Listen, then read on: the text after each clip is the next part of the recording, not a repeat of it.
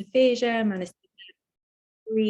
I just feel very fortunate to be here and to be chatting with all of you today about my past and current work on the auditory perceptual measurement of discourse and aphasia.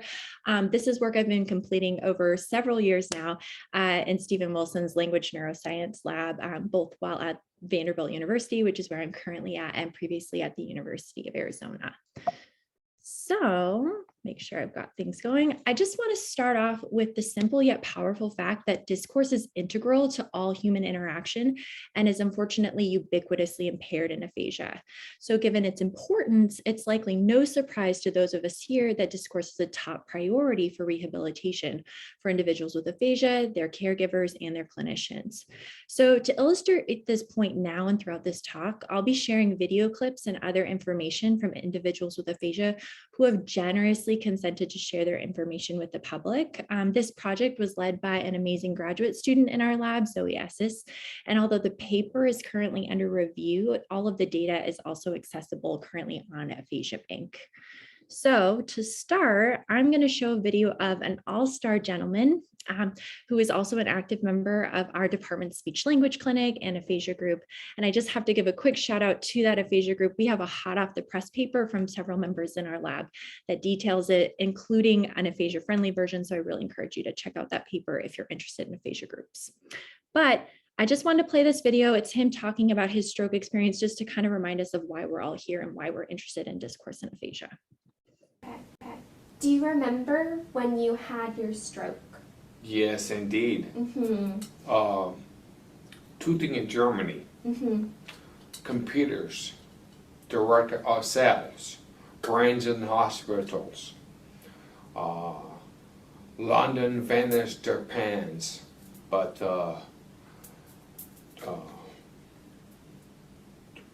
really hard.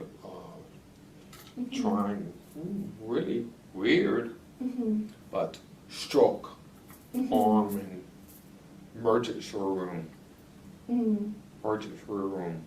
but flying helicopters, 2 weeks, sleeping.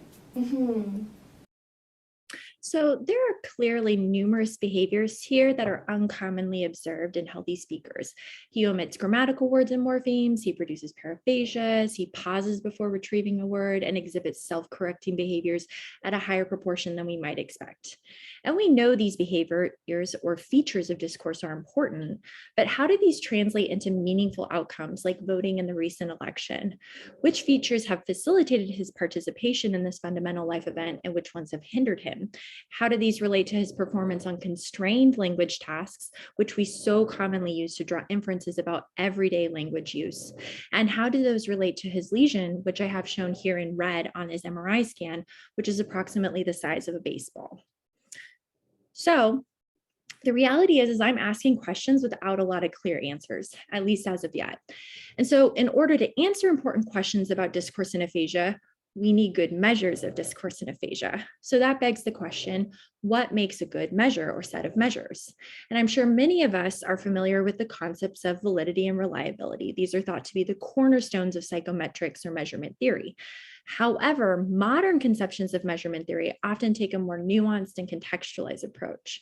So to frame today's discussion, I want to share a figure from a really excellent book of essays, I think, that are on modern measurement theory. And what you can see here is that we have this larger circle that is measurement, development, and validation. And within that larger circle, we can see that validity is related to, yet also distinct from psychometrics, where we have validity here encompassing the broader accumulation of evidence to show that a measure comports or does not with the intended constructs of interest. I think this is a really critical point to think about because many of us, myself included, tend to focus on those nuts and bolts of analytics of examining, say, expected correlations or decomposing measurement error, when in reality, perhaps the most important and challenging aspect of measurement lies in the defining and refining of the constructs we're interested in capturing. Secondly, I want to point out two additional circles within this larger framework, utility and social consequences. And in thinking back to the gentleman's video we just watched and why all of us here are interested in measuring discourse, a measure needs to be valid for its particular uses. who will be using it, to answer what questions, and how will those questions benefit the examinees. So keeping this framework in mind, we can use this to develop a set of criteria of what would make a good set of discourse measures in aphasia. As a good set of criteria. So this isn't to say that this list is all encompassing, the one that I'm going to show you. For those who are looking for something more detailed like that, I highly encourage you to look at the American Psychological Association's published guidelines on this, but rather this is a starting point for us to either to evaluate currently available measures and to consider whether, one, how can these current measures be optimized, or two, how could potentially a new measurement system better address these criteria. So, of course, no surprise to anyone here, we want our measures to be reliable. We want scores to show high agreement with themselves and with other scores. Moreover, we want high agreement across contexts, such as elicitation method or communication partners, and over time. And intrinsically tied to this high agreement, we want a low proportion of measurement error. Then we want, of course, our measures also to be valid. This is of high importance. So this means that the features are comprehensively and carefully selected to capture the constructs of interest, and those features are scored on a scale that captures individual variability. Much of what I'm talking about so far in validity overlaps with our traditional concepts of psychometrics. However, we also want to consider a broader definition of validity and how scores converge with what we know about the cognitive and neural underpinnings of language processing. Lastly, but importantly, we want to consider the utility or social consequences of our measures, so their feasibility. And this would entail an administration and scoring procedure that allows the measures to be optimally used for research or clinical questions of interest. Moreover, it would mean the creation of training materials that are for typical users of those measures, and in discourse and aphasia, that's most likely speech language pathologists, either in clinical or research settings. And we want the distribution of those test materials to be equitable, so meaning they're easily accessible and of low or no cost. So the question then becomes, kind of spoiled my thing there, the question becomes of how do we, I'm so sorry, I lost my place. So the question then becomes, where do we go from here, right? When thinking about discourse measures, what do we have so far? And so we can think, I'm going to really restrict my conversation right now to microstructure. That's where much of my work has focused. And the reason being is that we can actually think about microstructure more easily in relation to speech language domains. And that's what I'm going to be talking a lot about. This is in no way to discount the importance of macrostructure measures. And I'm happy to talk a little bit afterwards about some of the work we've done on macrostructure, but we're really going to be primarily talking about microstructure, or behaviors that we can measure at the level of the utterance and below. And within those, there's two different types we could consider of microstructure measures, those that use transcription and those that don't. So as you might have just seen from the slide I showed a little bit too early, if we're going to be talking about those two types of microstructure measures, I'm going to spoil the ending before I quite get there, but the reality is that no existing discourse measurement system meets these criteria I've set out. This is not to say this isn't a worthwhile endeavor, it's just that we have much work to do, and I think it's really exciting that there's so many people interested in working on this and that we have a lot that we can do in this regard. So now that we're going to think, I'm going to pull back to those two types of discourse measures. So if we're thinking first about transcription-based measures, these are perhaps the most common. These have been well established to have strong reliability, and evidence regarding their validity is emerging. And so what I mean by their evidence is emerging for their validity is that we still have relatively few studies that are considering that broader validity framework. And so linking microstructure measures to theories about the cognitive and neural underpinnings of language processing. The reality, though, is unfortunately the greatest challenge I think that's related to transcription-based discourse measures is their feasibility, and specifically the fact that transcription and coding are laborious and time-consuming to implement. Notably, I think this is a transient issue and contingent on technology. I know there's a lot of work being done currently in automatic speech recognition and automated scoring procedures. So with the advent of that technology, I'm sure this concern will be ameliorated, but as where we stand right now and thinking about this criteria, this is one of the limitations of transcription-based measures. Transcription-less measures, however, have questionable reliability and validity, but are highly feasible. So what I'm talking about here are rating scales that tend to be embedded within clinical batteries like the Western Aphasia Battery or the BDAE. So the reliability, what I mean by it's questionable is the fact that we see high agreement for certain groups of scores and not high agreement among scores in other groups. And then in terms of validity, the challenges we have is that oftentimes we have features that are conflated or certain features that are omitted. And then the scales often are not necessarily graded enough to capture that individual variability that we're interested in. However, when we think back to that feasibility piece, because these are embedded in these clinical batteries that are often ubiquitous in clinical settings and taught in graduate speech language pathology programs, it makes them highly feasible to implement. So thinking back then to the question that I posed when we think about this criteria, we compare to what we have. We could either look at optimizing our measures, or we could look at making a new measure. And so perhaps, I apologize, perhaps of note, surprise to any of you here, the question that we then asked was the one of, is there a novel way to assess discourse? Is there another way we could do this that perhaps better comports with this criteria? And so in looking for an answer, we spent some time looking at the literature on how other neurogenic communication disorders are commonly assessed. And what we found, as I'm sure many of you are aware, is that an auditory-perceptual approach, where a large number of discrete features are all rated perceptually on the same scale, is the gold standard for identifying and characterizing motor speech disorders. The formalization of this approach is the Mayo classification system for dysarthria, which was first described in the 1960s. This system has been found to be reliable in both experienced and inexperienced listeners, and importantly, features have been shown to cluster in subtypes associated with distinct etiologies, such as Parkinson's or ALS. So this system remains in use today and is one that's embedded in perhaps the most popular textbook on motor speech disorders, and one that's commonly taught in graduate programs. I'm sure many recognize the Joe Duffy motor speech book. So this makes this a highly feasible system. So our question became a natural one and an empirical one. Could a similar approach, an auditory perceptual approach, be applied to the assessment of discourse and aphasia? And hence we arrived at the auditory perceptual rating of connected speech and aphasia, or APRAXA. So much of what I'm going to be talking about now concerns the work we published in 2019 in the American Journal of Speech Language Pathology.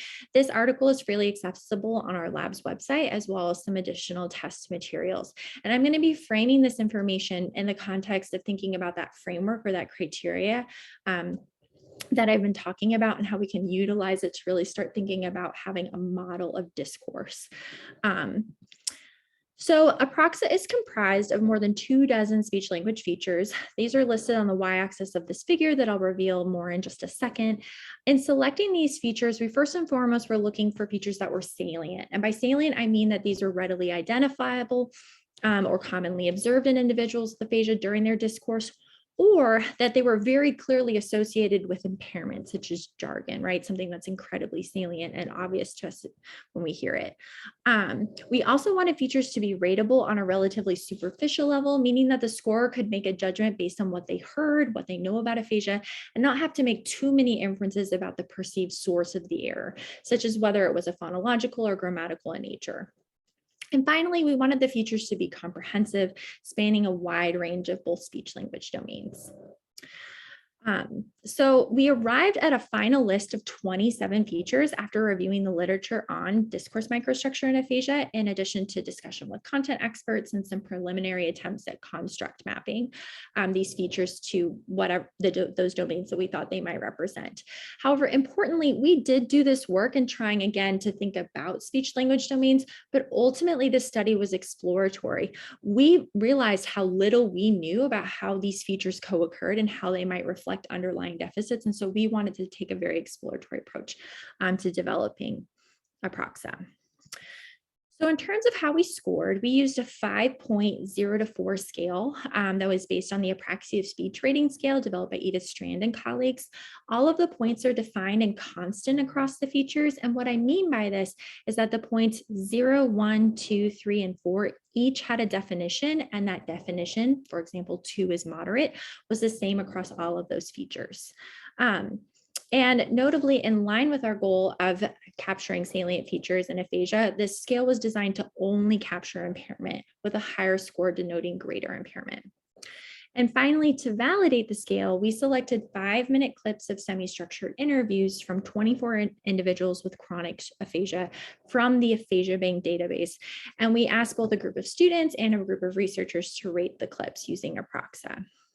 And our first finding is a descriptive yet important one, and that we saw that for the majority of the features we selected, there was a wide distribution of scores for both groups of raters, and this can be seen in the box and whisker plots we have along the x-axis of this plot. So this is suggesting we were capturing a wide range of performance across those features, that individual variability that we were trying to target. So then, as many of us do in test and scale development, we first wanted to establish the reliability of Apraxa, and we did this by looking at reliability across scores for all of the features. So we're going to expand this figure out even more to see the final 2 columns along the x-axis. And I want to draw your attention, this is showing the reliability coefficients for both groups across the features. I want to draw your attention to the colors. And so you're mostly seeing green and gold, and these correspond, as you can see in the legend down below, to these qualitative ranges for those reliability coefficients. And so green and gold are representing good and excellent, meaning that both researchers and students tend to have high agreement with one another. Now turning our attention to validity, we wanted to evaluate the extent to which Apraxa features corresponded with transcription-based measures of discourse and other constrained language measures, the latter of which would have been more rigorously validated and are thought to more purely reflect those underlying speech language domains. So we wanted to look at that because we didn't want to just understand how do features on Apraxa relate to these transcription-based measures, and is there strong correspondence, which was something we were hoping, but also how do they relate to those more pure representations of those speech language domains, in hopes of starting to build understanding of how speech language domains relate to discourse behaviors. So to do this, we calculated pairwise Pearson correlations for several measures, just about as many as we could potentially. And again, given the exploratory nature of our analysis, we only had a priori hypotheses about which ones would correlate for a small subset of those features. And so our results are depicted in this heat map here, where again, Apraxa features are shown on the y-axis and other speech language measures are shown on the x-axis.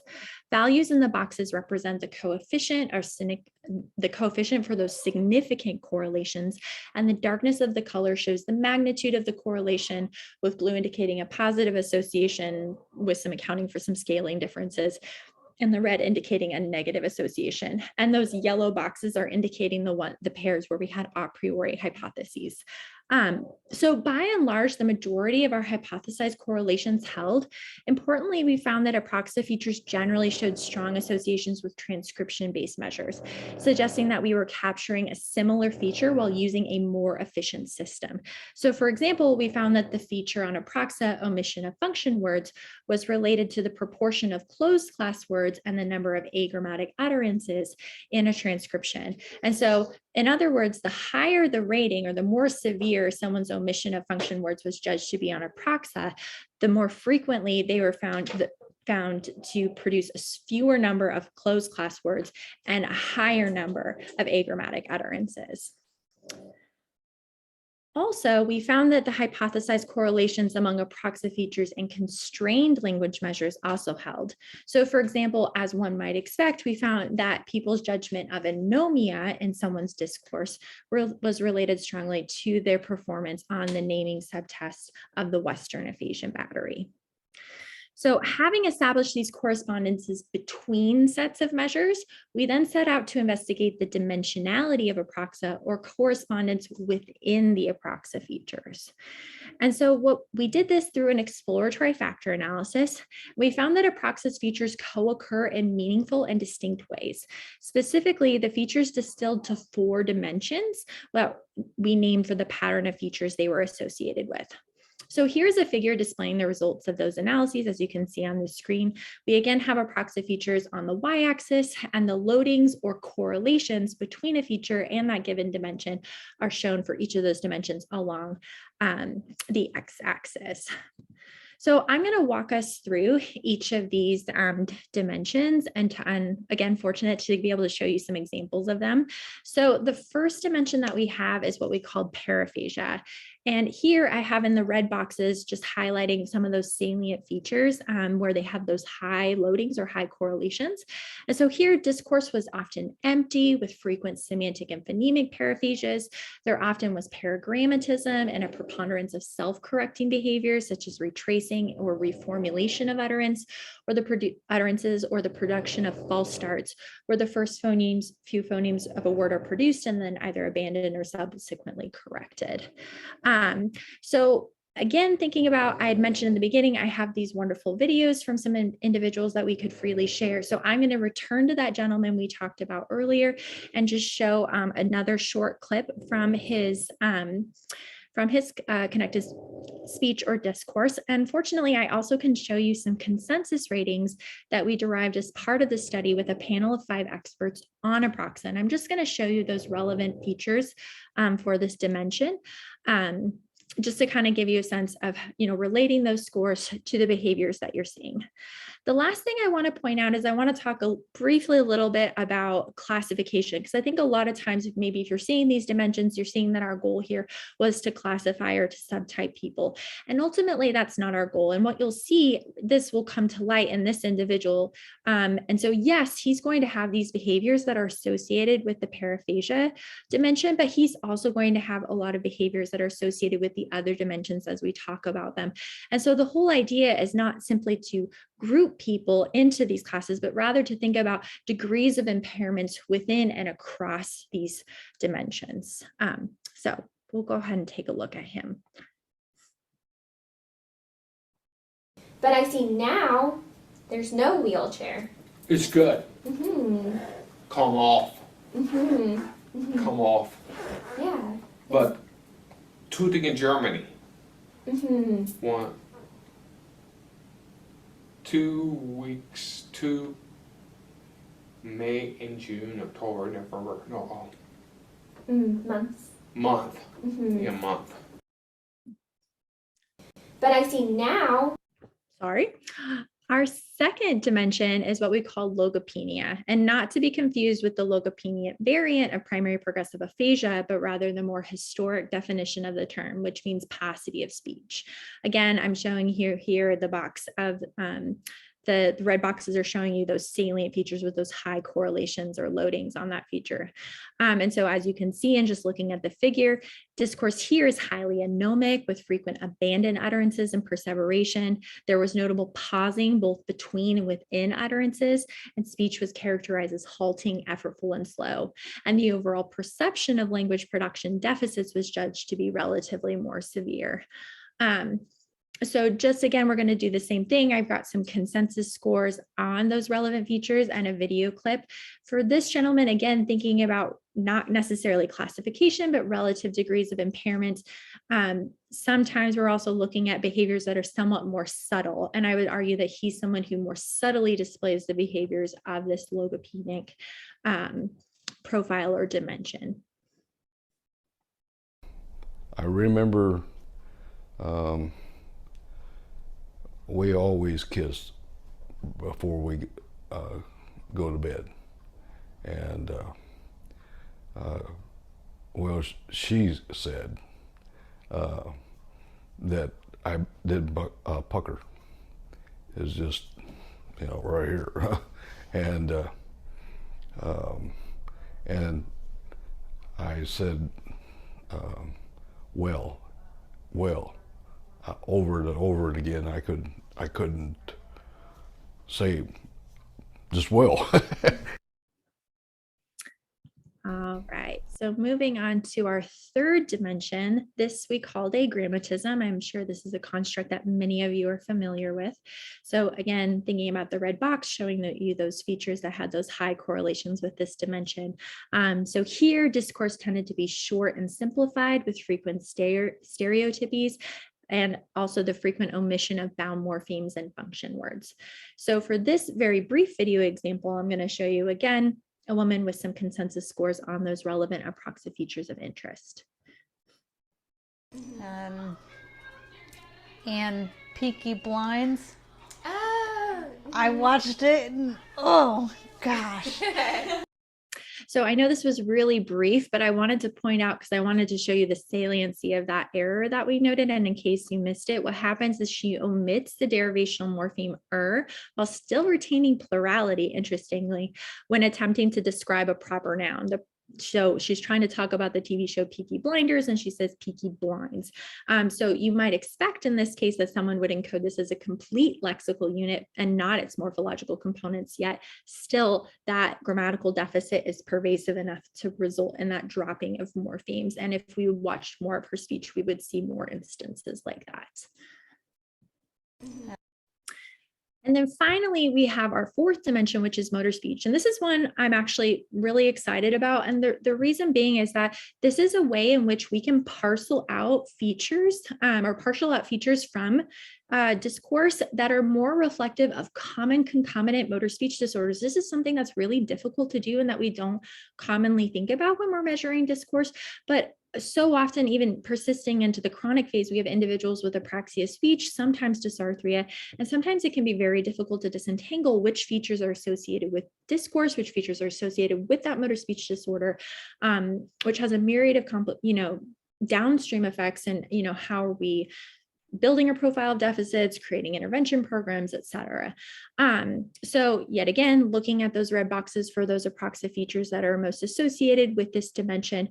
Here we do have some overlap with that logopenia dimension. So again, we have frequent pausing both within and between utterances. Speech is judged to be halting, effortful, and slow. However, here we additionally have the target being judged as unclear. And what I mean by that is that the phonemes are imprecisely articulated and apraxia of speech is often present. So yet again, I have a video here to show you with those consensus ratings. I do want to point out that you'll notice that we only have 24 of the 27 apraxia features in this factor analytic model. I'm happy to talk about why that decision was made after the talk, but dysarthria is rated on apraxia. It just wasn't included in this model. I will note that we don't think the presence or absence of dysarthria would in any way change the structure of those loadings or associations or the dimension structure. We did trial this model both with and without dysarthria and saw no difference. So I just wanted to show you here that this gentleman also has dysarthria and apraxia. How do you think your speech is these days? Very erratic. I'm close to 10 years since a stroke. All right, and the final thing I wanted to show you about this figure is I actually want to take a step back and return to reliability and the concept of random measurement error. So as I mentioned earlier, the feature loadings are the correlation between a given feature and a given dimension. The higher that loading, the better that feature corresponds with that dimension. When we square these loadings and we sum them across all four dimensions, we get what's called communality, which is shown in the final column of the figure here, which is the proportion of variance explained for that feature across all those dimensions. So these communality values could also be interpreted as reliability coefficients, or the degree to which the true score is accounted for in that feature across those four dimensions. Again, thinking back to the most common framework for test theory, classical test theory, where we have an observed score, which can be decomposed into that true score and some degree of measurement error. So in looking at the communalities we have across the features, we're seeing that they're generally quite high, which is suggesting that we have high reliability or internal consistency and low random measurement error. So in going through all of those results, we've established some fundamental findings. Apraxia is reliable. Apraxia shows distinct patterns with constrained language measures, which they themselves are more pure representations of speech language domains. And apraxia shows distinct patterns among its own features. So collectively, this information constitutes the preliminary measurement model that allows us to start interpreting discourse relative to speech language domains. And you might be asking, how are we making these distal leaps from speech language domains all the way down to observed discourse features? And so to illustrate this, we have those 27 features on apraxia, right? These are readily observed behaviors that we can see in the discourse of individuals with aphasia. But we have strong evidence to suggest that aphasia is a language disorder constituting differing degrees of impairment across any and all language domains and those concomitant motor speech disorders. And none of these constructs themselves can be directly observed. However, these speech language domains are reflected in the 4 dimensions of apraxia. So specifically, the first two, paraphasia and logopenia, represent 2 ways in which lexical, semantic, and phonological processing may be impaired. So in the first, we likely have a deficit in selection, where competing representations are erroneously selected, leading to the productions of paraphasias and paragrammatism, and the increased frequency of self-correcting behaviors. In the second, logopenia, we instead have a deficit in access, where representations are not fully activated, leading to so-called errors of omission, which lead to sparse output or that paucity of speech we noticed. Agrammatism has a more direct association. So here we have degraded access to grammatical structures, which leads to an inability to propositionalize or formulate those utterances syntactically. And then yet again, motor speech, also a more direct association where this reflects the impaired planning and execution of speech sounds. So then these apraxia dimensions in turn are reflective of those specific features that we've been discussing as we saw through our factor analysis. So again, the features that were indicative of motor speech, of agrammatism, of logopenia, and of paraphasia.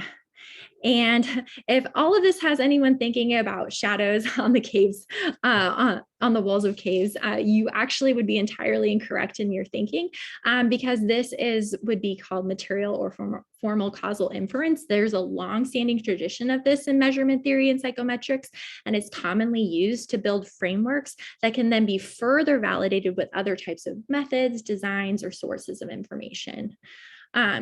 So that leads me to the very exciting yet highly preliminary work that's underway that we're doing with apraxia. And this is where we're investigating the neurocorrelates of the apraxia dimensions in acute stroke. And so the aim of this work, beyond providing further validity evidence and support of our auditory perceptual approach and this larger measurement model, it's also to establish a comprehensive picture of how discourse is organized in the brain prior to the onset of neuroplastic reorganization. I think there are a lot of studies, and it's a good thing. We have a lot of studies on chronic stroke. However, that can often make it challenging to draw inferences about brain behavior associations when you have potentially not only spontaneous recovery, you have treatment-induced change, you have various environmental factors or compensation. So in the acute phase, we might have an opportunity to capitalize on more pure associations. And importantly, there has been prior work in this area, and it has yielded very important insights. However, no study to our knowledge has investigated this question using a measure that has a comprehensive model that is interpretable relative to both speech and language domains. So as a first step towards answering this question, we used apraxia to score 5-minute samples of semi-structured interviews we've done 51 so far of 141 individuals with aphasia. They were evaluated 2 to 5 days post-stroke onset as part of Stephen Wilson's larger recovery study on recovery of language after stroke. We also obtained lesion delineated and processed clinical imaging from that timeframe for all of these individuals. For our sample as it stands, our distribution of lesion overlap and scores on the quick aphasia battery, which provides an overall impression of aphasia severity, suggests we have sufficient variability at the neural and behavioral levels, as you can see on the information so far on the screen. However, we anticipate this is only going to improve as we process more of the data.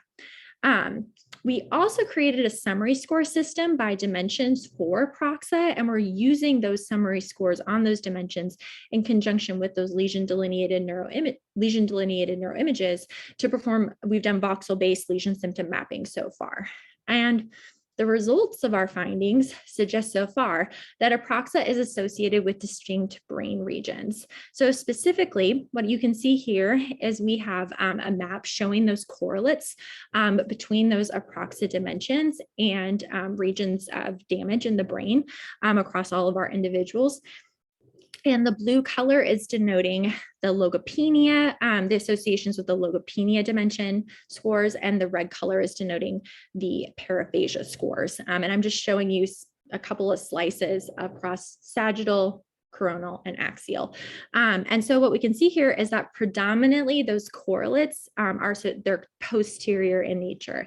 And we're seeing overlap for both that paraphagia and logopenia and the posterior temporal cortex. But we're also seeing that paraphagia itself, or excuse me, logopenia itself, also has a distinct association with underlying white matter in the middle temporal gyrus. And I'm going to just briefly comment on this. There's a really great study by Jonkers and Turkin in 2011 that looked at white matter tracts, and they saw that the middle temporal gyrus white matter tract was a critical bottleneck for language processing. So really interested in this finding because, as I mentioned in that factor analysis, we also saw that the logopenia was most often associated with overall perception of language severity. And so curious with how that finding might be associated with prior research.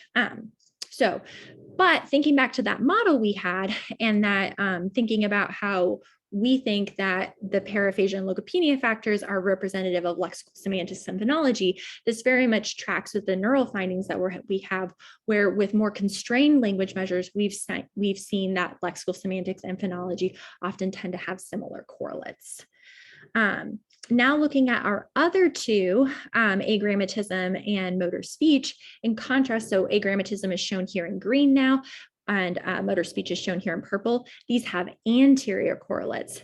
And interestingly, both seem to be converging on the ventral precentral gyrus. However, agrammatism is also distinctly associated with the inferior frontal gyrus, while motor speech is with the basal ganglia and underlying white matter.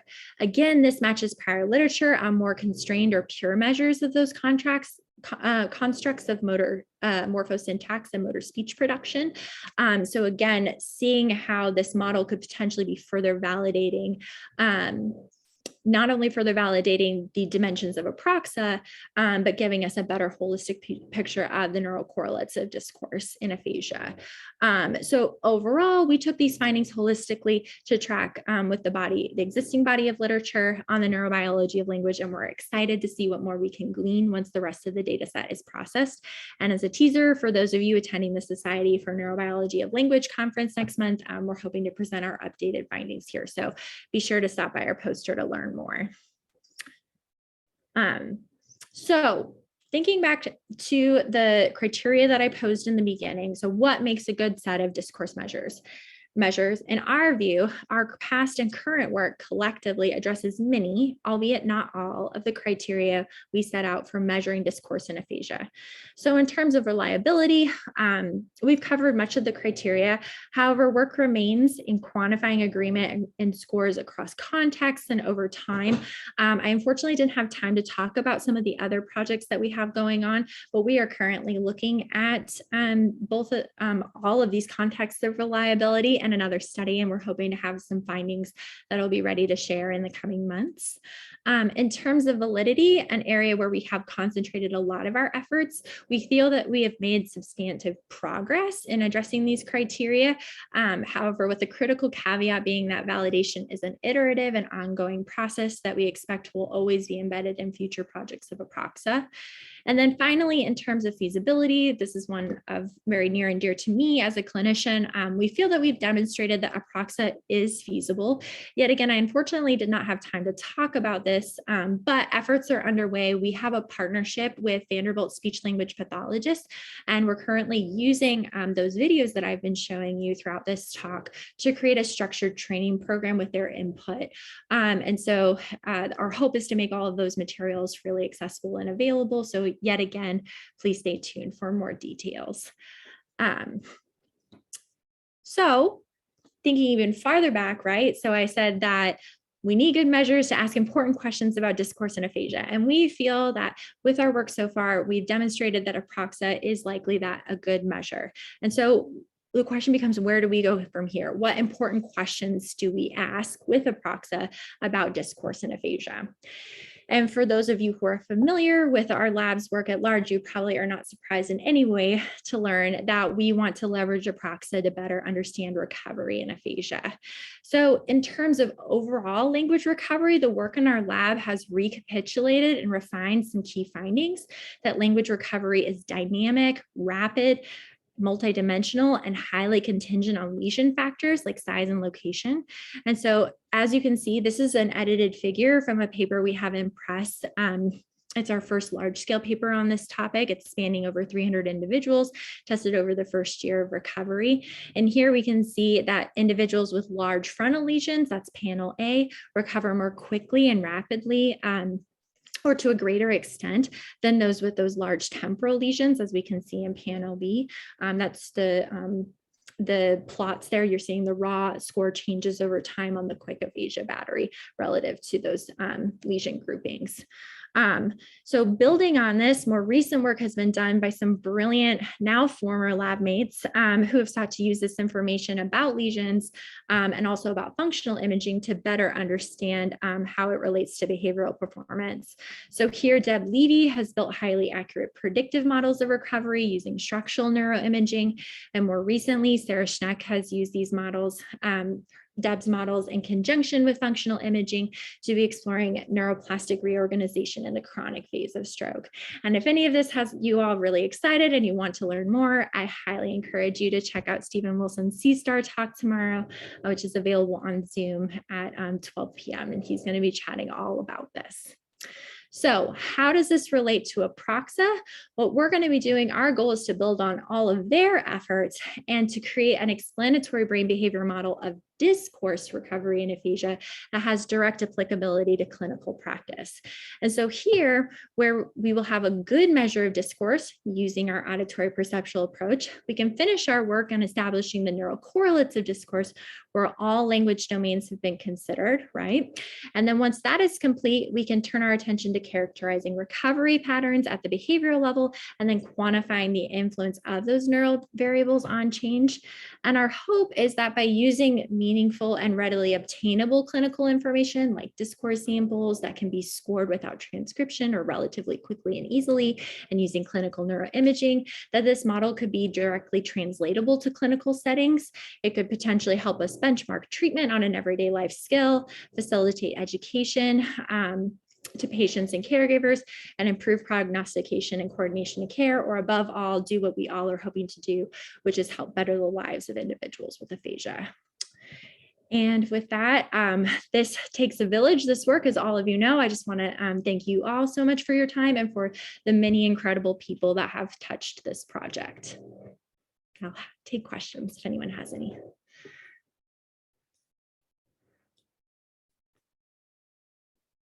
That was great. Thank you so much. Does anybody have any questions? Please feel free to put them in the chat or unmute yourselves and ask the question.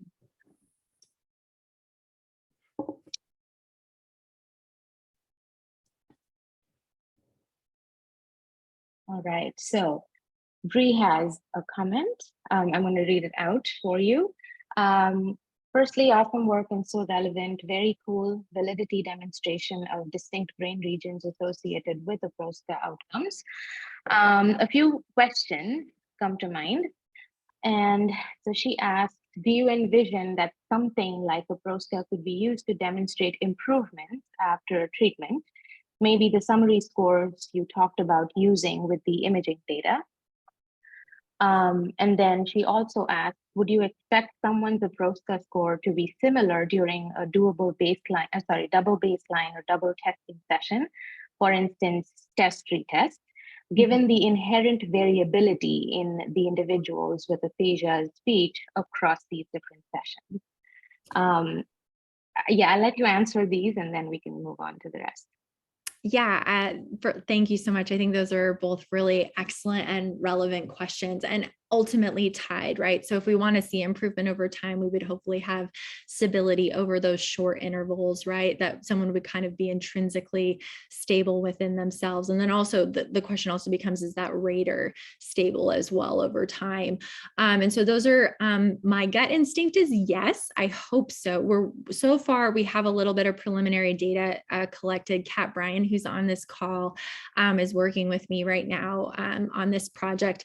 So I think so. And the reason why is that we are holding some things constant. And so I'm sure, as you know, in the work that you've done and many other people here have done, that context, elicitation method matters, other contextual factors do matter, and they can change that. Performance, we're holding elicitation constant, method constant. We're holding the rater, or not the rater, the examiner, usually the examiner or examinee setting constant. So we have that advantage. So I think that's going to help boost our stability. That's not to say we do also want to manipulate that and look at how Aproxa scores potentially change. I also do think that somewhat of the loss of information we get actually with moving from a continuous variable like we would use in a transcription to a feature, a 5-point scale, actually might boost our stability, in the sense that there's a bit more wiggle room for someone to move around within a 3, for example, or within a 2, within themselves or across that rater, and that might make it more stable. But again, it's an open question. I don't actually know the answer to. We're going to, if that's not the case, we will need to revisit and revise Aproxa, again, an iterative process to make sure that we are sufficiently stable to be able to measure change, because that's really what we want to do. And so we're doing that work first. Right now, we're also finishing up the neural correlates study. And then once we have more information there, I think the hope is that we will have that over time. And then getting to your question about the summary scores, yes, I think the summary scores is what we're going to be using. I have some pie in the sky dreams of applying item response theory to this data, but I don't think we're likely quite there yet. But again, stay tuned. We might be able to do it. But we have this, we have the summary score measures, and ideally likely would try to, with our large data set, convert them to something like t-scores and, we want a standard error of measurement around those scores. So then we can be looking at change, above and beyond what we would expect in any kind of measurement error. But again, there's a lot of psychometric work that still needs to be done before we can get to that point. So hopefully I've addressed all of your questions. Fantastic. So to that, to your response, she says, agree about summary scores versus single score metric boosting some stability. Her gut feeling is that she thinks so too. Her last question was, is something like Aproxa sensitive to evaluating how language differs across tasks? You talked about that. You played a lot of free speech examples. I wonder how sensitive Aproxa would be in a more constrained sample that produced less language, like picture description tasks. I guess this will also depend on how much language is produced in general. There's probably a critical mass of language that has to be produced to be able to use Aproxa. That's such a fantastic point. And this is something that keeps me up at night. Because what I didn't talk about, some of the individuals, the videos I showed, they're all in the chronic phase, but some of them have participated in our larger study. And as you might expect for some of our more severe individuals, they have marginal, if any, verbal output in the beginning, and we're losing so much information because where it stands right now, we have explored using Aproxa using as little as 3 minutes of patient speech. And so by defining that, we literally time out how often the person is speaking relative to the examiner. And we've been able to get what we feel are pretty accurate, I hate to say the word accurate, but sufficient ratings that capture, we think, that their profile of impairments. But that's 3 minutes. That's a lot of time for someone who's more severe. I don't, on the one hand, we could give them all zeros and assume that when you just don't have enough output, you just assume every behavior is 0. But I think that's that does not sit well with me. And so I think we need to be exploring similar, I think, to the work that Audrey Holland did with the famous people protocol. Like, are there other ways, other elicitation methods? Again, we have that problem now. We've not held elicitation method constant, but are there other methods in which we could maybe elicit a little bit more discourse? The other question then becomes, could we use something that's and that's usually often using something more constrained, relying on pictures. And that's something we often do with in our larger recovery project for the individuals who are more severe. We use picture descriptions. That is an avenue we haven't explored. I do think across elicitation method, as we see with transcription measures, we are going to see differences with Aproxa, perhaps not as many. Again, thinking about, we are essentially discretizing into 5 levels as opposed to having a continuous variable. But remains to be seen. I do think we're going to see some variability there. We could look at it, and that's something that's been on the back burner, but of an interest to me. So there is a minimum. Right now we're at a minimum at 3 minutes of patient speech to rate that, and that's unfortunately that's going to exclude a lot of people. Like I said, doesn't sit well with me. I'd like to do more work in this area and really think about how could we, if someone produces anything, is there a way that we could be measuring that? It's a big question for me. So great question. Perfect. Thank you. Lots of great comments coming in, and just, you've given such a great talk. I just had one question, Marianne. Just wanted to know your thoughts about the training process that you went through initially. Do you have any thoughts about that? There was a lot of variability amongst the students, the graduate clinicians, Yes. and what are your thoughts on that? I love that question. I think that's another really great one, and one I've spent a lot of time thinking about. So I'll just briefly share. When we did the original study, we took a lot of information about our students. What were their clinical experiences? We had pre-training ratings of how comfortable they felt with language analysis, with aphasia, with motor speech, etc. And we tried to predict or correlate any of those factors and understand better why there was variability in performance. We only had 12 students, to be fair, but we weren't able to really identify what were the ingredients that made students feel confident and which ones didn't. And that's I wish we had been able to find something. And that's what gave us a kind of a step back. We felt some were really quite reliable.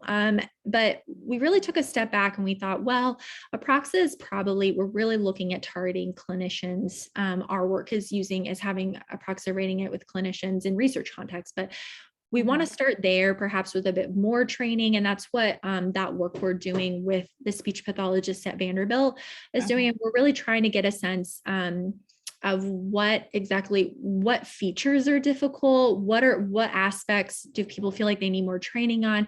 We're really trying to kind of suss that out. And if we can get a better sense of clinicians who feel pretty seasoned and experienced, maybe the hope is then that once we have that input from them and really can learn from them, then we can maybe return back to those students and start to think about, okay, so what would help students who are just becoming acclimated to some of these features, some of these concepts.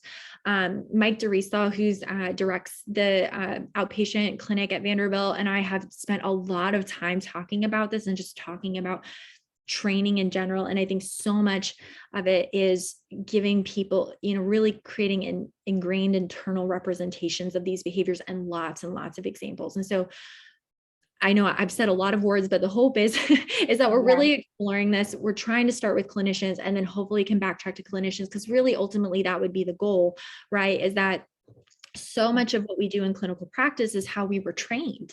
And so if students could be trained in this and feel more confident, within their master's programs, and then start going out to their externships and their clinical fellowships, I think that's really where we have the chance to have a really nice implementation of this kind of approach.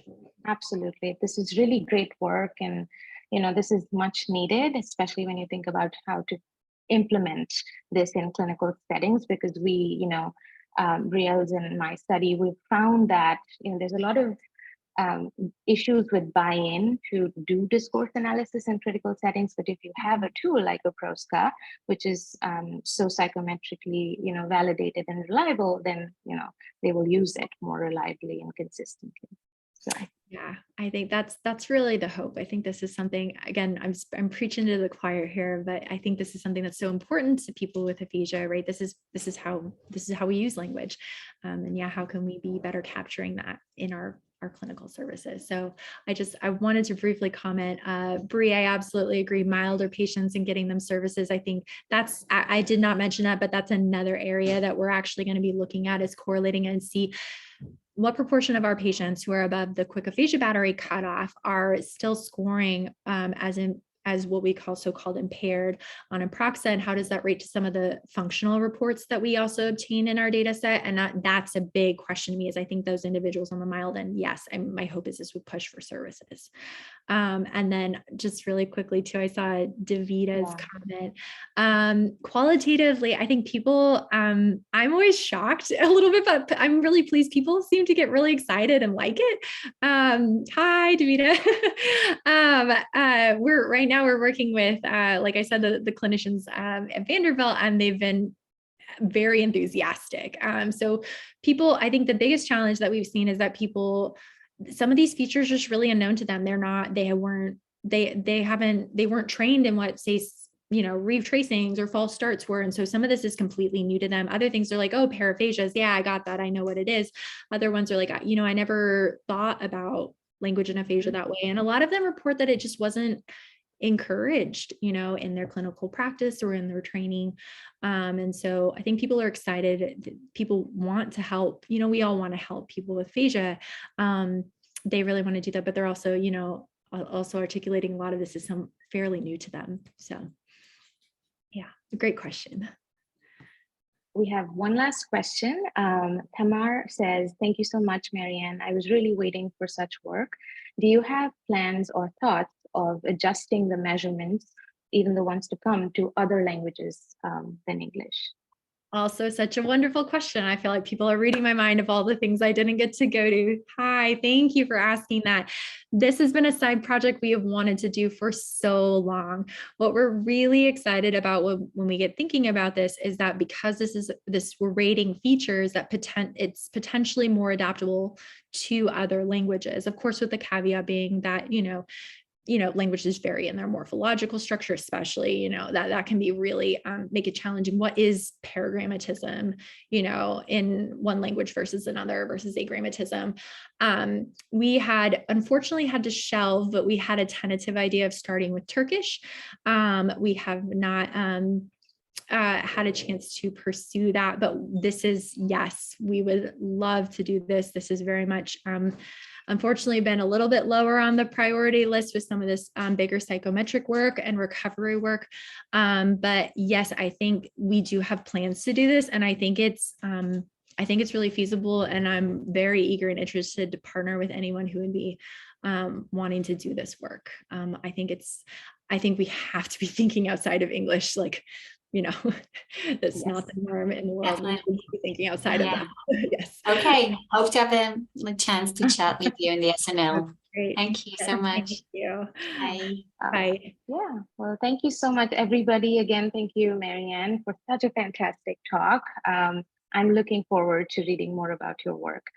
Yeah, with that, we can stop recording, and I'll just hang around for a few more minutes.